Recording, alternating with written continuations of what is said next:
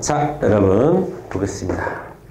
자, 우리 이제 그 사회복지 실천 모델에 대해서 공부를 했는데 다시 한번 말씀드리지만 로스만의 세 가지 모델을 구별하는 게 제일 중요하다. 그것을 기반으로 나머지 5가지 모델, 8가지 모델을 정리하시는 것이다. 그리고 무턱대고 다 내용까지 공부하는 것이 아니라 제목을 위주로 어떤 것들이 있다. 구분만 잘 할 수 있으면 되는 거예요. 자, 그래서 여러분들 234페이지 그 하단에 약간의 공간이 있잖아요. 거기에다 필기를 해주면 좋을 것 같은데, 좀 이게 사회복지 실천 기술과 관련해서 여러 군데서 막 퍼져 있어요. 이 교재의 특징이. 여기서도 얘기하고 여기서도 얘기하고 여기서도 얘기하고 그러는데, 지역사회복지 실천의 과정에서 주로 등장하는 것 중에서 중요한 2가지 개념이 있어요. 그래서 그거를 이 책에는 없어가지고 제가 얘기를 할 텐데, 여러분들은 234페이지 정도쯤에 필기를 해두면 좋을 것 같아요. 제목은 지역사회복지 실천 기술. 그래서 2가지가 중요합니다. 2가지. 특히 모형으로 치면 어디에서 제일 중요하냐면 사회계획 모형에서 중요해요. 사회계획 모형은 전문가들이 문제를 정확하게 분석하고 그 문제를 해결하는 데 초점을 두고 있는 모델이니까 사회계획 모델에서 되게 중요한 실천 기술이 있는데, 그 2가지가 뭐냐면 첫 번째는 FGI라고 하는 거예요. FGI. 자, FGI는 포커스 그룹 인터뷰라는 뜻이에요. 포커스 그룹 인터뷰. 포커스 그룹 인터뷰. 그래서 뭐 우리말로 표적 집단 면접이라고도 부르는데, 표적 집단 면접이라고 하는데, 그냥 여러분은 포커스 그룹 인터뷰 이렇게 외워주세요. 포커스 그룹 인터뷰. 자, 그 다음에 델파이 기법이라는 게 우리 시험에 잘 나와요. 델파이. 둘 중에 뭐가 중요하냐? 요게 더 중요합니다. 델파이가. 자, 그런데 이 포커스 그룹 인터뷰와 델파이 기법에, 이것은 지역사회 실천 기술에서 지역사회 복지 실천 기술에 많이 쓰이는데, 이 2가지를 자주 쓰는 이유가 있습니다. 이거는 선례가 없어. 선례가 없다는 것은 자료가 없다는 뜻이야. 선례도 없고 자료가 없는데, 그러니까 선행 연구 논문도 많이 없고, 프로그램도 참고할 프로그램도 별로 없어. 자, 예를 들어서 우리 지역에서 아까 독거노인 얘기가 나왔으니까 독거노인과 관련한 프로그램을 하려고 하는데, 이 해당 프로그램은 딴 데서 한 것도 없어. 그러니까 참고할 만한 게 없는 거예요. 그래서 관련 논문이라도 좀 보려고 했더니 자료도 없어. 연구한 자료도 없어. 그러면 내가 이 프로그램을 하기 전에 뭔가를 해야 돼. 이런 상황에서 쓰는 게 이 2가지예요. 이 2가지인데, 첫 번째 이 포커스 그룹 인터뷰는 FGI는, 자, 일단 전문가들을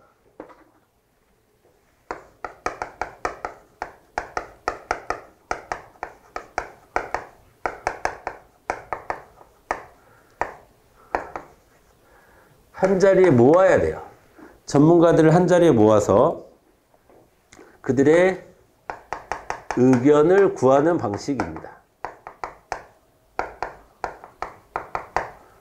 식을 우리가 포커스 그룹 인터뷰라고 하는 거예요. 그러면 이때 전문가들을 모았을 때 이들에게 전문가들을 모아놓고 설문조사를 하는 게 아니에요. 포커스 말 그대로 면접이잖아. 그러니까 그때 면접을 한다는 것은 질의응답을 한다는 얘기죠. 근데 이때 던지는 질문은 당연히 폐쇄형일까요? 개방적일까요? 개방형 질문을 던지는 거야. 왜? 내가 아는 게 없으니까. 내가 참고할 만한 자료가 없으니까. 선례가 없으니까 개방형으로 던지는 거야. 독거노인 문제에 대해서 심각한 정도를 한번 얘기해 주세요. 그럼 뭐 심각한 정도에 서로 얘기하겠지. 그러면 이 문제는 왜 발생하는 걸까요? 그럼 문제를 해결하기 위해서는 어떤 방법이 있을까요? 뭐 이렇게 이제 개방형 질문을 많이 던지는 거예요. 그래서 그러고 개방형 질문을 던지면 이 개방형 질문에 대해서 이 전문가들이 뭐를 하냐면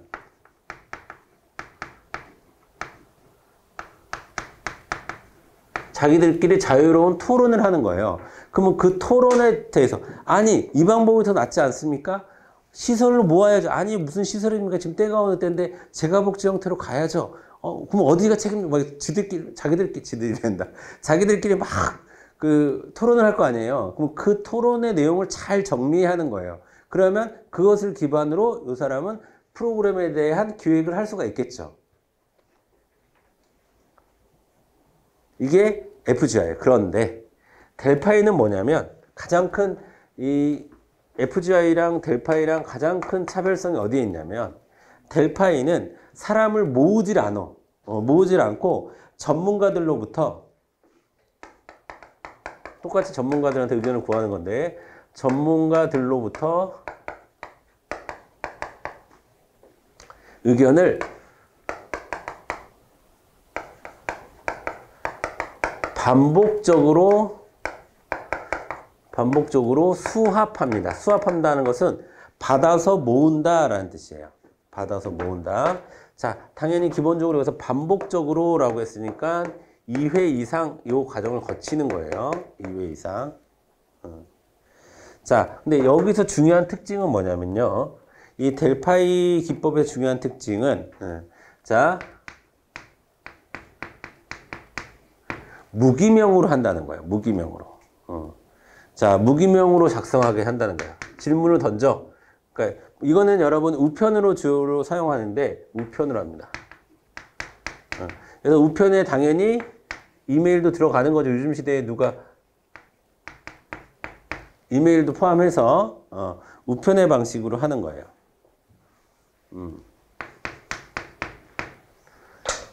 자, 그러면 자, 이 델파이 방식은 무기명 작성을 하기 때문에 뭐가 보장되냐면 익명성이 보장이 돼요.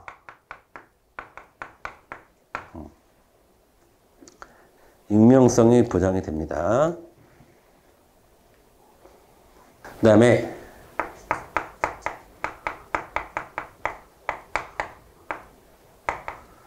자료 수집의 효율성이 이거보다 높아요. 이거는 그냥 말로 해서 사라지는 거잖아요. 근데 이걸 글로 써서 다 보내는 거예요. 모으기만 하면 돼. 예. 자, 그래서 이런 거예요. 자, A, B, C, D, E 이 5명의 전문가들이 있어. 내가 잘은 몰라도 이 사람들이 독거노인 문제에 대해서 관심에 대한 연구를 하는 사람이야. 근데 내가 어떤 프로그램이 좋을지 이 사람들에게 메일을 다 보내. 예. 그럼 이 사람들이 메일에도 오겠지. 뭐 오면 이 A라는 사람이 누구라고 B라는 사람한테 얘기 안 하고 이 사람의 의견을 또 이렇게 다 보내. 뭔 말인지 알겠어요? B라는 사람의 의견이 오면 또 B 빼고 나머지 사람에게 B 의견을 또 보내. 이렇게 주고, 그러면 이 사람은 이렇게 생각하던데요. 그러니까 당신 말고 다른 사람들이 이렇게 생각합니다. 그러면 이 사람은 그 다른 사람들의 의견에 대해서 또 자신의 의견을 또 보내. 그래서 이런 게 반복적인 수합이라고 하는 거예요. 그 과정에서 익명성이 보장이 되죠.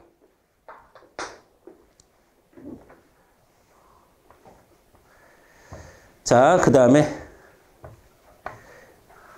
자, 이거는 즉각적인 피드백이 가능하죠. 즉각적인 피드백이 가능하죠. 모여서 얘기하는 거니까. 근데 이건 즉각적인 피드백이 가능하지 않죠. 그러니까 즉각적인 피드백을 통제할 수 있어요. 즉각적인 피드백을 통제할 수 있다는 것은 연구자가 그러니까 자기의 계획 중심으로 충분히 객관적인 의견을 들을 수가 있다는 거예요. 이거보다 모여서 직접 다 얘기하면 의견이 한쪽으로 쏠릴 수가 있겠죠. 그쵸. 근데 그거보다는 이것들이 자료 수집의 효율성이 높고, 그 다음에 즉각적인 피드백을 통제할 수 있다.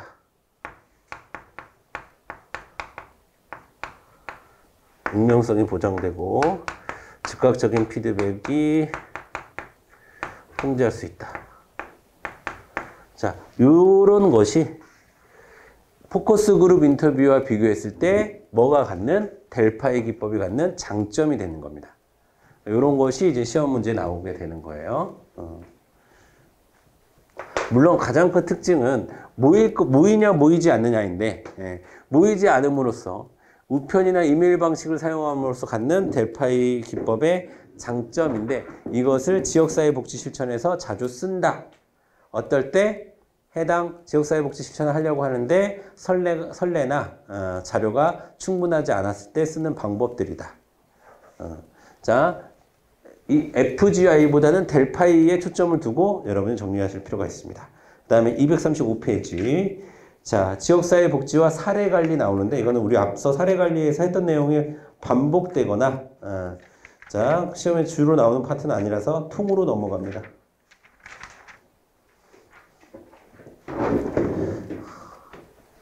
그 다음에 챕터 5 직접적 지역사회복지 실천의 이해라고 나오는데 자, 뭐 재가복지 서비스가 뭔지는 여러분 다 아실 것 같아서 그 정도 넘어가고 자, 2번 사회복지관 별표치입니다. 사회복지관. 자, 사회복지관의 정의 보도록 하겠습니다. 자, 두 번째 줄 후단부터 종합적인 사회복지 사업을 수행하는 사회복지시설. 여기 제일 중요한 말은 뭐야? 종합이라는 말이 중요해요. 종합. 종합적인 사회복지 사업을 수행하는 사회복지시설을 우리는 사회복지관의 목표로 넘어갈게요. 자, 뭐 여기서는 그게 중요하지 않은데 세 번째 줄 당연한 얘기지만 복지 서비스 제공. 그 다음에 그 밑에 줄 가운데에 종합적인 복지 서비스 전달 기구. 그거 보시면 되고. 그 다음에 3번 사회복지관의 기능이 있는데요. 자, 사회복지기관의 기능은 여러분 거기 제목에 지역사회 다양한 욕구 충족시키기 위한 종합적 서비스 제공 있죠. 거기 서비스 제공을 동그라미 치고 1번이라고 적어주세요. 1번 서비스 제공. 그 다음에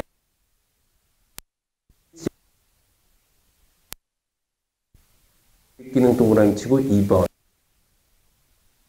그 다음에 2번 밑에다가 가로 2번 밑에다가 여러분 3번 사례 관리 기능 써주세요. 요 세 가지가 기본적으로 사회복지관의 기능이라고 이렇게 하거든요. 사회복지관의 기능이 뭐냐? 그러면 서비스를 제공하고요. 그 다음에 지역사회를 조직화하고요. 그 다음에 다양한 사례를 관리합니다. 이렇게 대답하셔야 되는 거예요.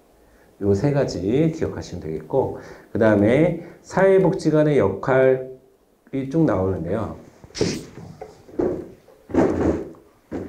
또 이런 필기를 250페이지 왼쪽에다 하시면 돼요. 왼쪽에다 세로로 쭉 하시면 되는데 사회복지관 운영의 기본 원칙.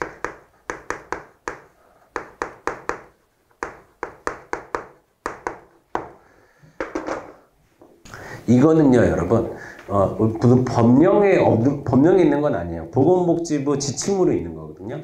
보건복지부 지침으로 사회복지관 운영의 기본 원칙이 있는데, 첫 번째 원칙이, 자, 첫 번째 원칙이 전문성이에요. 전문성.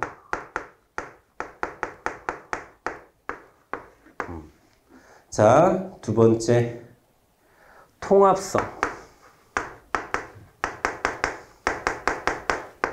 통합성.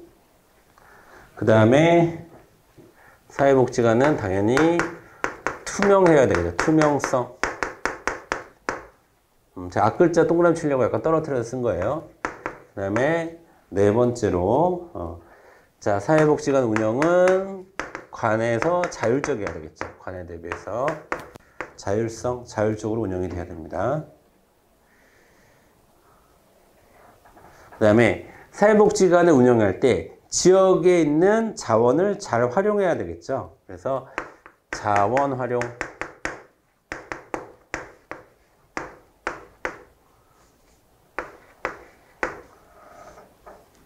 그 다음에 여섯 번째, 사회복지관은 정치적으로 중립적이어야 된다. 중립성.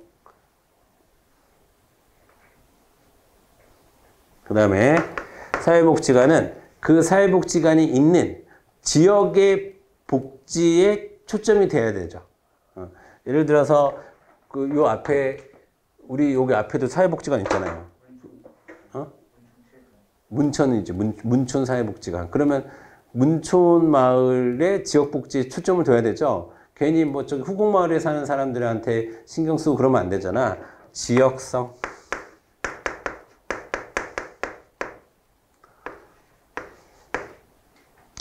자, 8번이 자, 책임성. 이게 8가지가 있습니다. 자, 그래서 여러분 어떻게 외우시냐면 전통 투자자 중지책 이렇게 외우시면 전통 투자자 이건 뭐 중지책은 말을 못 만들어 나겠어. 그냥 중지책. 예. 전통 투자자 중지책. 전통 투자자 중지책 이렇게 해서 총 8가지가 있다가 일단 중요하고요. 있다. 그 다음에 내용적으로 좀 중요한 것은 여기서 얘기한 맨 밑에 있는 지역성과 책임성입니다.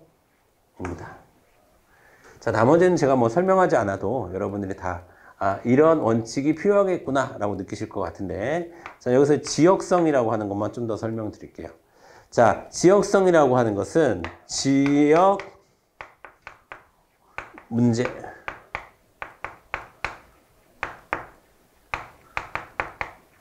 지역 문제. 다른 거 말고 자기 지역의 문제에 초점을 맞춰야 된다. 아까 얘기했던 문촌 사회복지관은 문촌 마을에 초점을 맞춰라. 그 문촌 마을의 문제에 초점을 맞춰라. 라는 거고, 그 다음에, 자, 지역성이라고 하는 것은 그러면 문촌 종합사회복지관은 문촌 마을에 사는 지역 주민들을, 자, 지역 주민들이 참여해야지. 후곡마을 주민들이 참여하면 안 되겠지. 그쵸? 뭐, 종합사회복지관에서 뭐 행사를 여는데 다른 동네 사람들이 다 와. 그러면 안 되겠죠. 문촌마을에서는 안 오고. 그래서 이 2가지를 동시에 의미하는 거예요. 그 다음에, 책임성이라고 하는 것은, 자, 사회복지 운영의 효과성. 사회복지관 운영에 있어서 효과성. 자, 효과성을 극대화하기 위해서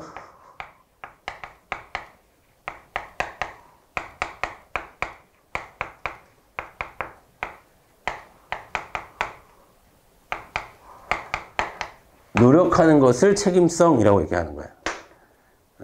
자, 여러분, 이건 어려운 말이 아니에요, 여러분. 사회복지관이 책임져야 되는 것은, 사회복지관이 책임을 지라는 것은 개별 클라이언트 하나하나에 대한 책임을 얘기하는 것이 아니라, 자, 그 사회복지관 운영에서 어떤 문제를 해결하기 위한, 그러니까 문제가 있으면 그거를 해결하라는 거잖아요. 그래서, 자, 여러분, 효과성이라는 것은 원하는 결과가 나오는 게 효과성이죠.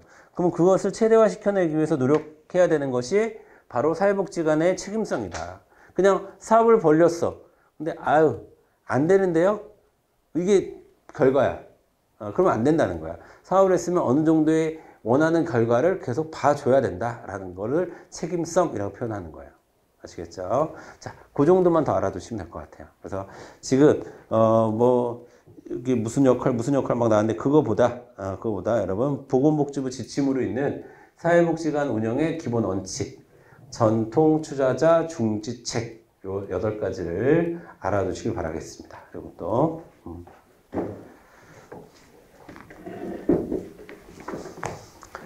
그 다음에 251페이지에 재복지센터 넘어가도록 할게요. 그 다음에 256페이지 지역사회복지운동이 나오는데, 자, 이것도 여러분 그냥 읽어봐도 되는 정도 수준이고, 그 다음에 7장 지방자치 나오는데, 여러분 행정학 공부하는 것도 아니고 지방자치에 대해서 깊이 있게 공부할 필요는 없는데, 266페이지에 우리가 되려고 하는 사회복지 전담 공무원 있죠. 거긴 별표치입니다. 사회복지 전담 공무원. 자, 먼저 사회복지 전담 공무원의 의미를 꼼꼼히, 여러분 기본적으로 여러분 혹시 시험에 나오면 사회복지 전담 공무원은 국가직 공무원이에요, 지방직 공무원이에요? 지방직 공무원이야. 헷갈리면 안 돼. 지금 여러분은 지방직 공무원이 되려고 하는 거예요. 지방직 공무원. 자, 그리고 사회복지 전담 공무원은 사회복지사업법 제14조 규정에 따라 사회복지 업무를 담당하는 지방자치단체의 사회복지 공무원을 의미한다. 그러면 여러분 여기 포인트는 두 가지입니다. 하나는 사회복지사업법. 그러니까 즉 사회복지 전담 공무원은 그냥 국가가 필요하니까 사회복지 전담 공무원 뽑자 해서 뽑은 게 아니라 법에 의해서 뽑은 거예요. 그 법 이름이 뭐라고? 사회복지사업법이라고. 여기 포인트 하나고. 두 번째, 무슨 공무원이야? 지방자치단체의 공무원이야. 그 얘기는 지방직 공무원이라는 얘기야. 자, 사회복지 전담 공무원은 1987년 동그라미 치세요. 우리 한국사 공부하다 보면 6월 항쟁, 직선제 정치가 1987년이죠. 외우기 쉽죠? 1987년부터 사회복지 전담 공무원을 임용하기 시작했습니다. 당신의 광역시도 5개의 광역시도에서부터 먼저 운영하기 시작했는데, 자, 그거 연도 1987년도 알아주시고, 자, 그 다음에 사회복지 전담 공무원의 업무는 뭐 별로 중요하지 않은데 267페이지에 오셔서 박스에 별표 치세요. 사회복지 전담 공무원의 주요 업무. 자, 여러분이 다 하셨거나 앞으로 이제 하셔야 되는, 여러분이 이제 사회복지 공무원 되면 이 세 가지 일을 한다라고 보시면 돼요. 이 세 가지. 서비스, 누가 서비스의 대상자인지 조사하고 선정하는 업무가 있을 겁니다. 여러분이 예를 들어 사회복지 공무원이 돼서 한부모 가정 지원금을 담당하고 있으면 누가 한부모 가정 지원금을 받아야 하는지를 조사하고 선정하는 일을 하실 거예요. 두 번째, 급여 지급. 그러면 자, 그들에게 여기서 급여는 여러분이 일하면서 받는 급여가 아니야. 여러분이 급여 지급하는 게 아니라, 자, 여기서 뭐 의료급여, 장애인급여 이런 거 얘기하는 거예요. 그래서 장애수당, 장애 아동 부양수당, 기초도로연금 등 각종 급여 지급 업무를 담당합니다. 여러분들이. 그 다음에 서비스 및 행정. 자, 서비스 및 행정. 자, 서비스의 행정은 여러분이 서비스 한다는 거예요. 서비스 한다는 건데 중요한 건 네 번째입니다. 자원봉사, 결연사업 등 오타 났네요. 민간복지자원 발굴 연계. 발굴하고 연계할 줄 알아야 돼요. 그게 누구 역할이다? 사회복지 전담 공무원의 역할이다. 그래서 우리 학원에서 이제 사회복지직 합격해가지고 지금 김포에서 일하는 친구가 있어요. 우리 학원에 자주 이렇게 찾아오는데, 그 친구 찾아와서 가끔 뭐, 요즘 뭐해? 그러면은 지역 사회복지 기관 다니면서, 그 사람들 모으고, 협의체 만들고 서로 연락처 공유하게끔 만들고, 뭐 이런 일을 주로 한다고 하더라고. 그게 바로 여기서 얘기하는 민간복지 자원을 발굴하고 연계하는 거예요. 그리고 자기 동네에 서해를 굉장히 잘하시는 분이 있대요. 그래서 그 분한테 우리 주민센터 나오셔서 서해반 우리 복지관, 어느 복지관 가셔가지고, 어느 복지관에서 서해 뭐 누구 필요한데 그러면은 그런 분들 연계시켜 주는 거야. 얘가 하는 일이. 자, 그런 거를 하는 거예요. 자, 그 다음에 지역사회복지협의체, 그럼 별표 치세요. 5번 지역사회복지협의체. 자, 지역사회복지협의체는 자, 여러분 보세요. 사회복지 서비스의 중심축이, 축인데, 중심축이 중앙정부에서 지방정부로 이동한다는 것은 단순히 권한의 이양이나 이런 것들만을 의미하는 것이 아니라 지역 복지 공동체를 건설하는 것, 중앙의 권한을 지역에서 부여받는다 이런 차원의 문제가 아니라 지역에서 지역 복지 공동체를 건설하는 데 있다. 그러면 우리 아까 그 세 가지 모형 중에서 어디에 가까운 거예요? 지역사회 개발 모형의 관점이죠. 그래서 지역복지협의체를 건설하는 거죠. 하는데 목표가 있다는 거예요. 그래서 필요한 것이 지역사회복지협의체라는 거예요. 그럼 지역사회복지협의체에서 뭐 하냐? 자, 가로 1번에 동그라미 1번. 자, 첫 번째, 민간의 참여 기반을 마련한다. 그다음에 두 번째, 그렇게 해서 민관 협력 체계를 제도화한다. 여러분, 민관 협력은 굉장히 중요한 포인트라고 그랬어요. 우리 시험에서. 현대 복지의 하나의 새로운 흐름입니다. 민간 협력은. 자, 그 다음에 수요자 중심, 거기서는 첫 번째, 네트워크 구성, 연계망이라고 했는데, 네트워크 구성. 그 다음에 두 번째, 원스톱 서비스. 원스톱 서비스는 뭔지 아시죠? 자, 여기 왔는데 이거 해결해주고, 다음은 다른 데 가세요. 또 가요. 다른 데 가세요. 이런 게 아니라, 그냥 여기서 한꺼번에 모든 문제를 해결해주는 서비스를 원스톱 서비스라고 얘기합니다. 자, 그 다음에 지역사회 보장협의체의 원칙은 그냥 동그라미만 치세요. 지역성 참여 협의.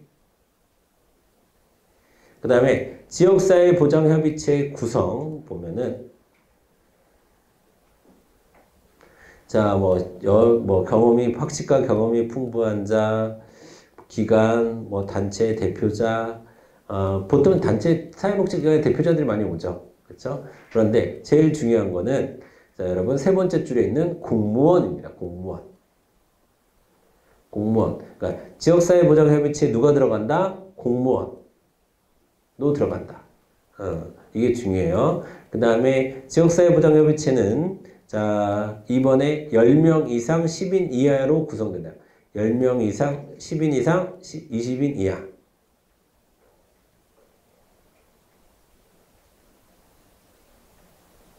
자, 그 다음에 재직기간은 2년, 그러니까 2년이다, 2년.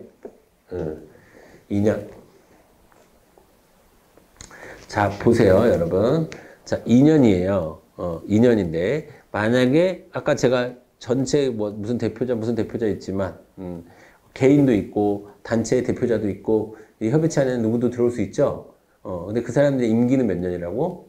2년이야. 근데 아까 제가 여러 구성원들이 있는데 그 중에서 제일 중요한 게 누구라고 그랬어? 공무원이 중요하다고 그랬죠. 근데 공무원은 임기가 따로 정해져 있지가 않아요. 그래서 가로에 밑줄 보세요. 공무원일 경우, 공무원이 위원일 경우는 공무원은 재직 기간 동안, 그러니까 공무원 잘리지 않으면 그냥 공무원은 별다른 얘기가 없으면 쭉 가는 거야. 공무원은 여러분 임기를 따로 정해놓는 사람들이 아니죠. 국가에서 그 재직 기간을 정하는 거기 때문에 자, 별다른 큰 일이 없어서 여러분이 잘리지만 않으면 계속 할 수 있는 거예요. 자, 그 다음에 지역사회 복장협의체의 기능은 중요하지 않습니다. 안 보셔도 되겠고 6번의 역할도 안 보셔도 되겠습니다. 제가 말씀드린 거에 여러분이 포인트를 주시면 되겠습니다. 자, 그 다음에 또 271페이지에 자, 1절 지역사회 보장계획 있죠. 지역사회 보장계획의 별표 2개. 이건 시험 많이 나옵니다. 지역사회 보장계획. 자, 가로 1번에 가로 2번. 자, 사회복지사업법 개정으로 자, 지역사회 복지계획 동그라미 주세요. 지역사회 복지계획의 법적 근거가 2003년도에 마련되었는데요. 2015년도에 그 이름이 뭘로 변경되었냐면 지금의 지역사회 보장계획으로 변경됐을까요? 지역사회 복지계획이었는데 2015년도에 지역사회 보장계획으로 명칭이 변경됐어요. 그거 아셔야 되고요. 그거 아셔야 되고. 그 다음에 자, 271페이지 밑에 지역사회 보장계획은 지역사회 복지 서비스의 수요 파악과 공급 역량을 통해 지역의 복지 과제를 종합적으로 여러분 이게 뭐냐면 우리 어렸을 때 사회시간 같은 데 배웠었던 국토개발 5개년 계획 뭐 이런 것처럼 지역사회 복지에 필요한 계획을 세우는 거, 종합계획을 세우는 거예요. 자, 그런데 그 이름이 지역사회 보장계획이에요. 그렇지? 그런데 여기서 제일 중요한 단어는 맨 밑에 있는 4년마다. 이게 제일 중요해요. 4년마다. 4년마다 한 번씩 세우는 거야. 4년마다. 자, 그리고 시, 군구 단위와 시도 단위. 자, 여러분. 시, 군구 단위에다가 두 글자를 써야 돼요. 뭐라고 써야 돼요? 기초라고 써야 돼요. 기초. 시군구가 기초를. 여러분들한테 제가 지방자치단체 구조 설명했죠?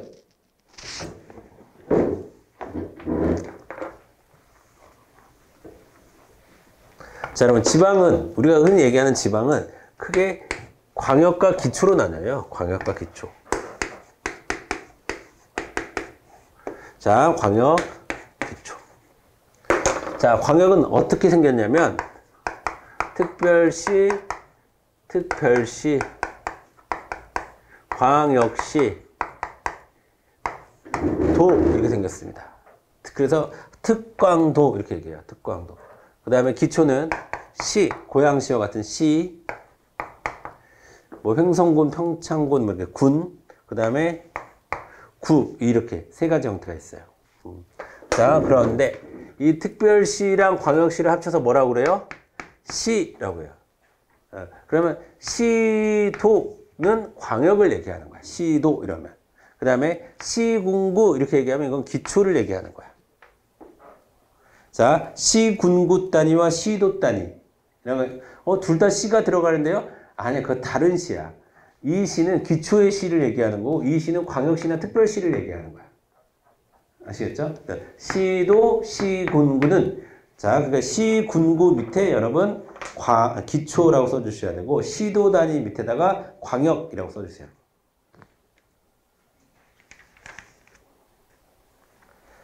넘어가겠습니다.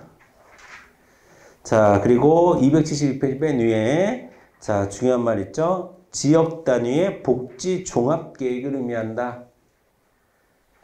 자, 지역사회 보장 계획이라 하면 뭐에 한마디로 얘기하면 다른 말로 제가 표현해 볼게. 지역사회 보장 계획은 광역이나 기초 단위별로 4년에 한 번씩 수립하는 자, 지역 단위의 복지 종합 계획이다. 아시겠죠? 복지 종합 계획. 자, 2번 넘어갈게요.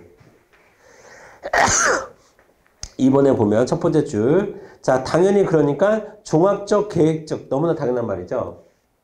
그 다음에 두 번째 줄 후단에 주민참여 동그라미. 주민참여, 그 다음에 공공민간의 협동. 공공민간의 협동을 밑줄 긋고 민관협력이죠. 민관협력이죠. 여러분, 민관협력하고 민간협력하고는 다른 거야. 민간협력은 민간이랑 협력한다는 얘기고, 민관협력은 민과 관이 협력한다는 얘기고, 민관협력이죠. 자, 그 다음에 그 해결을 도모하기 위한 중장기적인 계획 밑줄.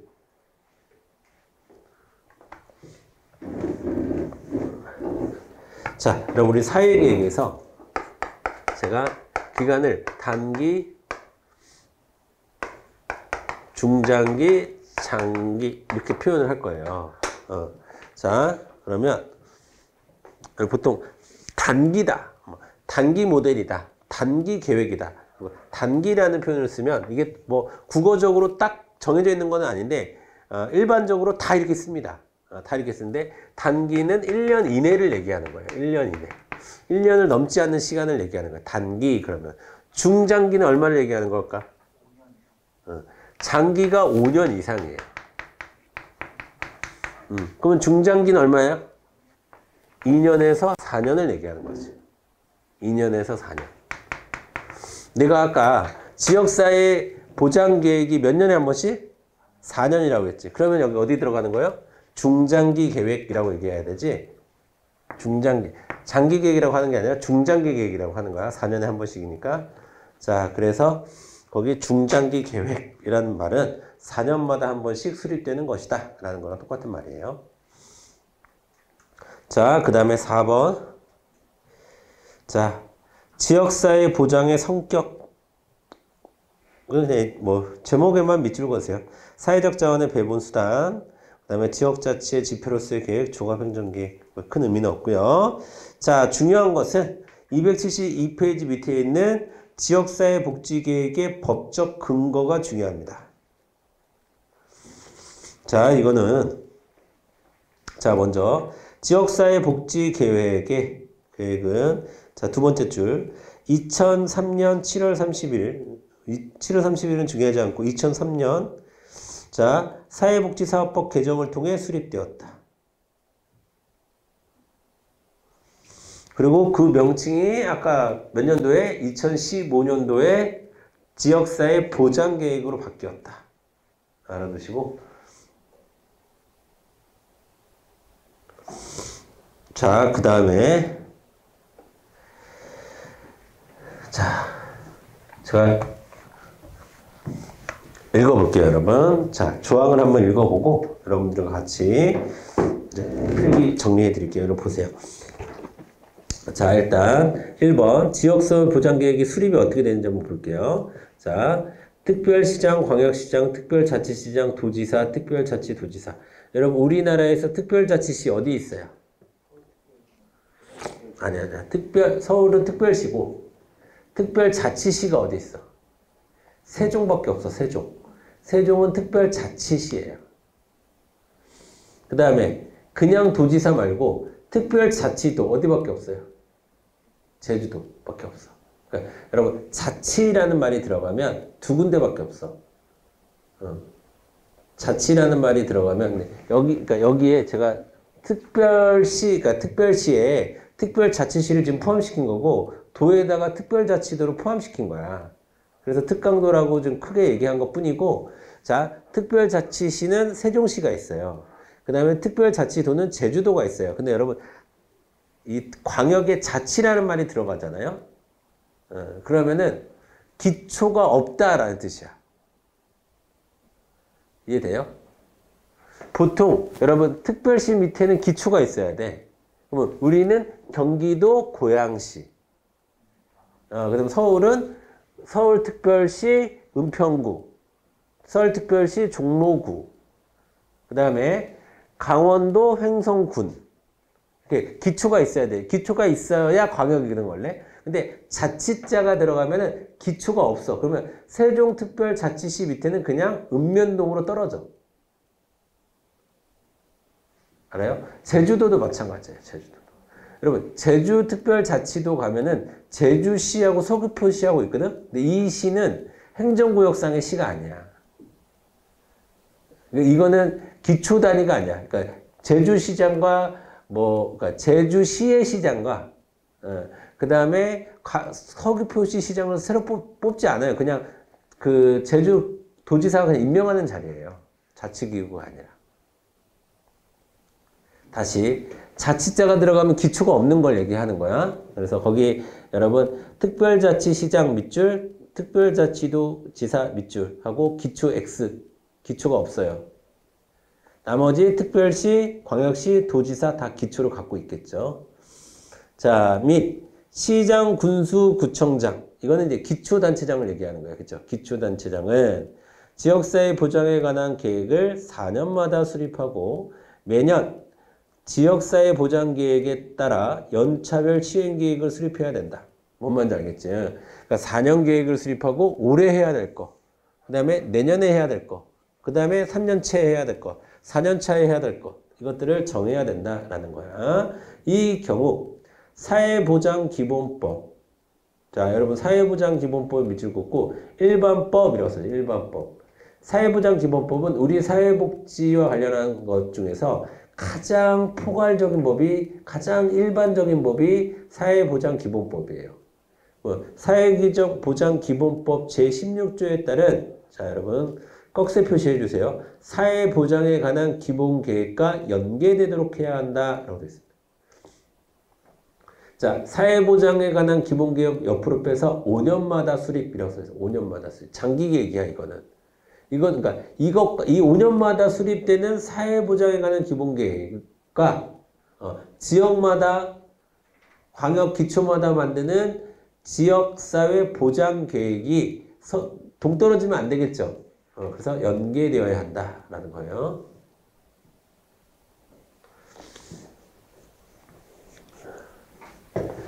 됐죠? 자, 지금서부터 중요해. 지금서부터 그 밑에 조항이 중요해.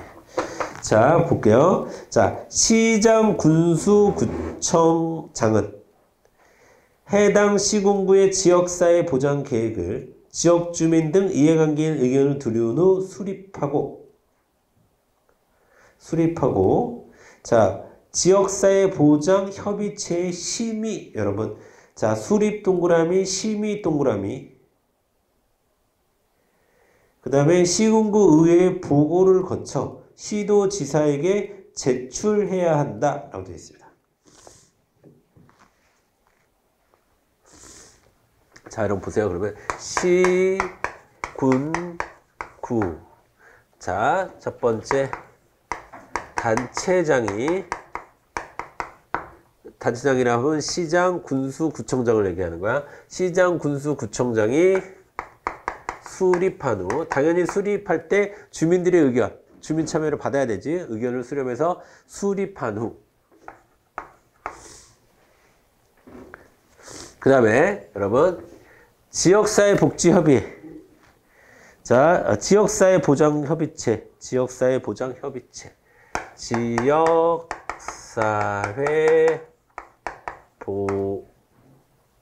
보장협의체. 자, 이거는 그 지역에 있는 사회복지단체도 들어와 있는 좀 더 넓은 협의체를 얘기하는 거예요. 협의체에 뭐를 받아야 되는데? 심의를 받아야 되는데, 심의. 그 다음에 세 번째. 자, 심의를 받은 다음에는, 여러분, 심의라고 하는 거는,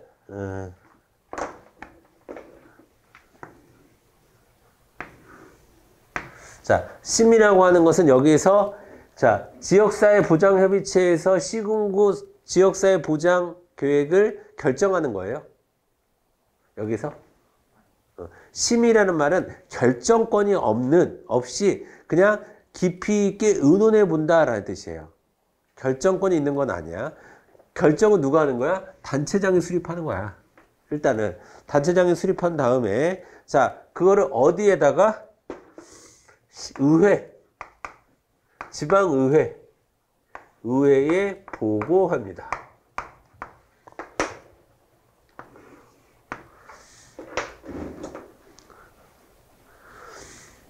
자, 그 다음에 여기가 뭐라고 그랬지?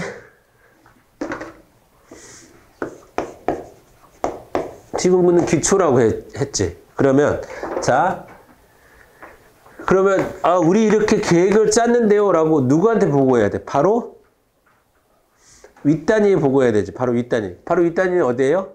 광역이죠. 광역이면 시도를 얘기하는 거죠. 그래서 시도지사에게 시도지사. 이때 시는 특별시 광역시장을 얘기하는 거야. 시도지사에게 제출해야 됩니다. 자, 순서. 여러분 요거 순서 잘 기억하세요. 수립, 심의, 보고, 제출.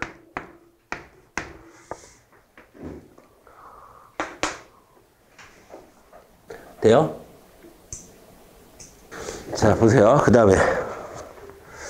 다음에 시도는 어떻게 알아볼게요? 시도는 일단 이거는 시장, 군수, 구청장이 수립하지만 이거는 똑같이 단체장이 수립하겠지. 이것도. 근데 시도지사가 수립하겠죠. 두 번째, 지역사회 보장협의체가 아니라 여기서는 시도사회보장위원회라는 것이 있어. 시도사회보장위원회. 여러분 다 외우지 말고 위원회 이렇게 외우세요. 위원회. 이것도 다 외우지 말고 협의체라고 부르세요. 협의체.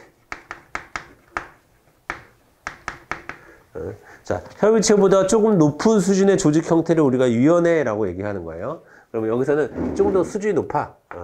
위원회 해서 심의하겠죠. 심의.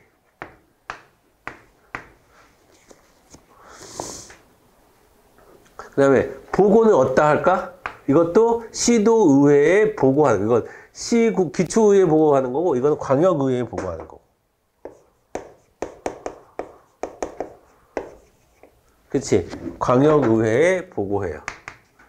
똑같이. 그 다음에 제출을 어디다 하냐면 자, 기초는 광역에다가 제출했죠. 아까 연계성을 위해서. 그러면 광역은 어디다 할까? 중앙정부에다 해야 되겠지. 중앙정부가 어디냐면 중앙정부의 보건복지부. 그렇죠? 보건복지부 장관에게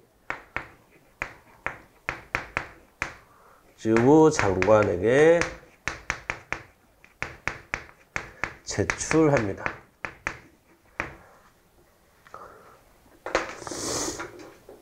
됐지? 자, 여러분. 수립, 심의, 보고, 제출. 네, 요게 딱딱딱딱 맞아 떨어져야 돼요, 여러분. 자, 그런데, 여러분. 중앙은 보건복지부 장관에만 알고 있으면 되는 것이 아니라 또 중앙은 여러 행정부처를 갖고 있잖아. 그래서 통합을 해야 됐지. 통화를 해야 돼. 통합. 이 통합하는 기능을 누가 담당해요, 여러분?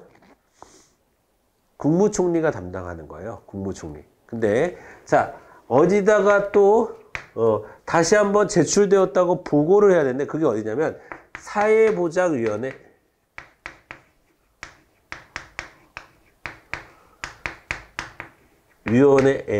보고합니다. 중앙은 이거는 시도권은 한 번 더 여기다 보고를 해줘야 돼요. 근데 여러분 여기 사회보장위원회의 위원장이 국무총리예요.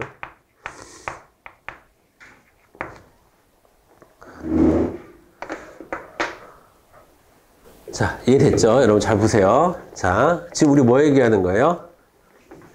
지역사회 보장 계획이야. 지역사회. 그러니까 자, 지역사회 보장 계획은 크게 두 가지 종류가 있겠죠? 하나는 기초에서 만드는 거 하나, 광역에서 만드는 거 하나. 기초에서 만드는 것은 기초단체장이 수립합니다. 즉 시장, 군수, 구청장이 만들어서 지역사회 보장 협의체의 심의를 받아서 의회에 기초의회에 보고를 하고 각 시군구 의회에 보고를 하고 자 보고가 끝났으면 시도지사에게 제출합니다. 윗단위 광역에다 제출합니다. 자 시도 광역단위 계획을 어떻게 하느냐? 자 시도지사가 수립하고 위원회에서 심의한 다음에 의회에 보고해요. 여기도 광역의회를 얘기하는 거죠. 국회가 아니라 광역의회를 보고하는 거고 그 다음에 보고되었으면 바로 위인, 중앙이 두 개예요. 여러분 중앙이 하나는 보건복지부가 있고 하나는 사회보장위원회가 있다. 이게 둘 다 중앙을 의미하는 거죠. 이 두 개가 중앙을 의미하는 중앙. 그러면 여기다 제출하고 여기다가 보고까지 한 번 더 한다. 그러니까 요거보다는 단계가 하나 더 있죠.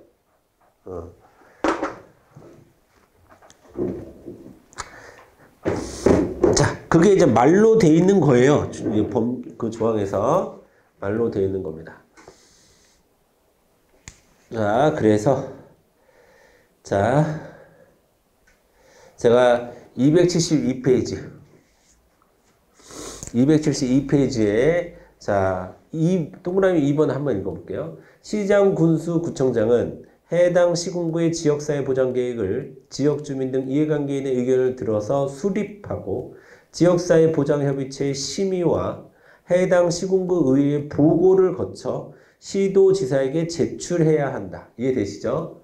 그 다음에 3번 읽어볼게요. 시도지사는 자 제출받은 시군구의 지역 사회 보장 계획을 지원하는 내용 등을 포함한 해당 특별시, 광역시, 도, 특별자치도의 지역사회 보장 계획을 수립하여 시도사회보장위원회의 심의를 거쳐 해당 시도의회의 보고를 거쳐 보건복지부 장관에게 제출해야 된다. 이 경우 보건복지부 장관은 제출된 계획을 사회보장위원회에 보고해야 한다. 됐죠? 그 다음에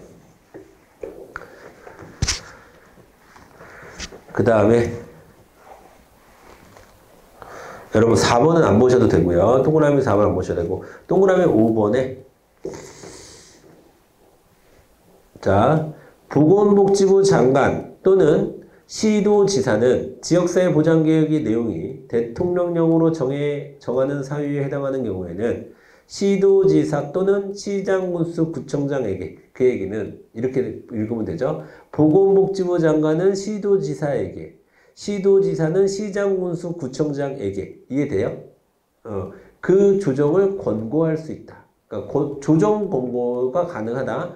조정 권고는 기초에 대한 거는 누가? 광역에서.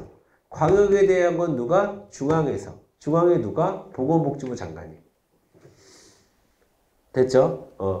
그 조정을 권고할 수 있다. 이해되시죠? 자, 그 다음에 큰 2번 지역사회 보장계획의 시행 안 보셔도 되고 3번 지역사회 보장계획의 시행 결과 평가 보겠습니다. 평가는 자 1번 됐고 2번에 두 번째 줄 시행연도 여러분 시행연도 보고 지금 계획이 시행되고 있는데 시행이 끝나지도 않았는데 평가할 수는 없지. 그러니까 시행연도 다음해 2월 말까지 그러니까 2달 정도 시간이 있는 거야. 시행연도 다음해 2월 말까지 밑줄. 시도지사에게 시도지사는 시도 지역사회 보장계획과 연차별 시행계획의 시행 결과를 연차별 시행연도 다음에 3월 31일까지 한 달 더 시간이 있는 거죠. 자, 여러분 보세요. 시도지사의 입장에서는 시군구에서 올라와 있는 것도 일단 받아야 되고 그걸 받아서 자기네들 거랑 같이 평가를 해서 3월 31일까지 보건복지부 장관에게 제출해야 됩니다. 그러니까 기초는 평가가 기초는 2달. 그 다음에 광역은 3달. 2월은 왜 2월 말까지라고 했을까? 28일에 끝나는 달도 있고 29일에 끝나는 달도 있으니까 그냥 말일이라고 표현을 하는 거고 법령에서 3월은 무조건 31일 날 끝나잖아. 그러니까 3월 31일까지라고 딱 박은 거고 되셨죠? 자 여기 정도까지만 보고 잠깐 쉬었다가 5번서부터 또 다시 나가도록 하겠습니다.